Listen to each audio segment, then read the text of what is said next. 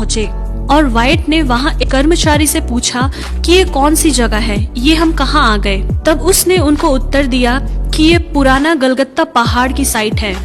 अचानक किसी दिशा पर रॉन वाइट ने अपना हाथ बढ़ाकर कहा कि ये वही स्थान है जहाँ पर यीशु मसीह को क्रूस पर चढ़ाया गया था, और वो अपने साथियों को साथ लेकर उस साइट पर आ गए।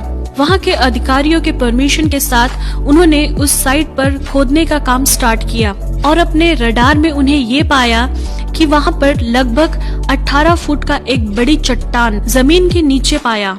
वे जब खोदते गए तो उनको एक गुफा जैसा कुछ दिखाई दिया और वहाँ के कर्मचारी जो वहाँ खोदने का काम करते थे वे उस गुफा के अंदर गए और वे डर के मारे वहाँ से भागने लगे, क्योंकि उन्होंने वहाँ जो देखा वो नजारा बहुत गंभीर था। रॉन वाइट ने उन लोगों को अपने पास बुलाकर पूछा कि तुम लोग क्यों भाग रहे हो बिना पैसे लिए। तब वो इब्री कर्मचारियों ने कहा कि हमने वहाँ वाचा का संदूक को देखा है। तब रॉन वाइट उस गुफा के अंदर प्रवेश किया और जब उन्होंने आंख उठाकर देखा तब उन्हें एक अद्भुत दृश्य दिखाई दिया और उस दृश्य को देखने के बाद वे तुरंत नीचे गिर गए। रॉन वाइट के बेटे ने बड़ी ही मुश्किल से उन्हें बाहर निकाला। अगली बार रॉन वाइट बड़ी तैयारी के साथ उस गुफा में प्रवेश किया तो उन्होंने उस गुफा के अंदर वाचा का संदूक देखा, जिसके द्वारा मूसा के समय परमेश्वर इजरायलियों के बीच में अपनी उपस्थिति को प्रकट करते थे। फिर रॉन वाइट ने अपने अनुभव शेयर करते समय बताया कि उन्होंने जब वो संदूक करीब जाकर देखा तो 4 स्वर्गदूत उस संदूक के चारों ओर खड़े देखा और उसमें से एक स्वर्गदूत रॉन वाइट से बातें करने लगे। हम 4 मूसा के समय से लेकर अब तक वाचा के संदूक की रखवाली कर रहे हैं। फिर रॉन वाइट ने ये देखा कि उस वाचा के संदूक के ऊपर डामर जैसा कुछ दिखाई दिया और रॉन वाइट ने उस डामर जैसी चीज को वहाँ से निकालकर रिसर्च सेंटर में ले गए। तो रिसर्च के द्वारा ये पता चला कि वो इंसान का खून है जो कई अरसा पुराना होने के कारण सूख चुका है। इस वजह से रिसर्च सेंटर वालों ने कहा हम इसके बारे में ज्यादा जानकारी नहीं दे पाएंगे क्योंकि उस खून का सारा सेल डेड हो गया होगा।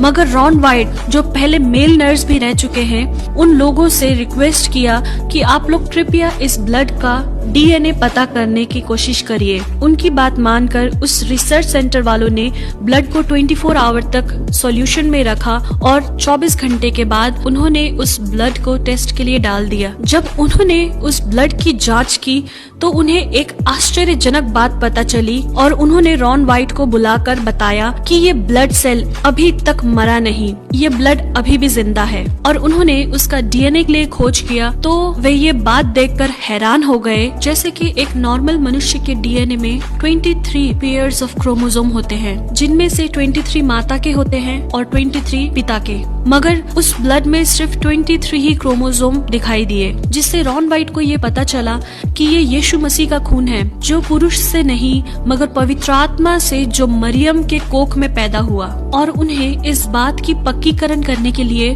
उस वाचा के संदूक के पास फिर से गए और वो जांचने लगे कि वो खून कैसे उस वाचा के संदूक के ऊपर आया। उसी खोजबीन के दौरान उन्हें ये देखने को मिला कि जहाँ वाचा का संदूक रखा गया था उसी स्थान के ऊपर गुफा में एक दरार दिखाई दिया। उस दरार में भी वैसा ही सूखा ब्लड उन्हें देखने को मिला और मालूम हुआ कि वो ब्लड ऊपर से ही बहता आया है। इसके द्वारा उन्हें ये पता चला कि इसके ऊपर वो स्थान है जहाँ पर यीशु मसीह को क्रूस पर चढ़ाया था। और यीशु मसीह की मृत्यु के समय बाइबल में लिखी हुई उन बातों को रॉन वाइट ने याद किया कि धरती डोल गई और चट्टानें तड़क गई। ऐसा वचन मत्ती 27 के 41 में लिखा है। ये वो दरार था जो यीशु के समय में हुआ था, जिसके द्वारा यीशु का लहू बहते हुए उस वाचा के संदूक के ऊपर गिर गया। और उनके हिस्टोरिकल स्टडीज के दौरान उन्हें मकाबिस के किताब से ये लिखा मिला कि यिर्मयाह नबी ने परमेश्वर का संदूक एक गुफा के अंदर छुपाया था। इस किताब को पढ़ने के बाद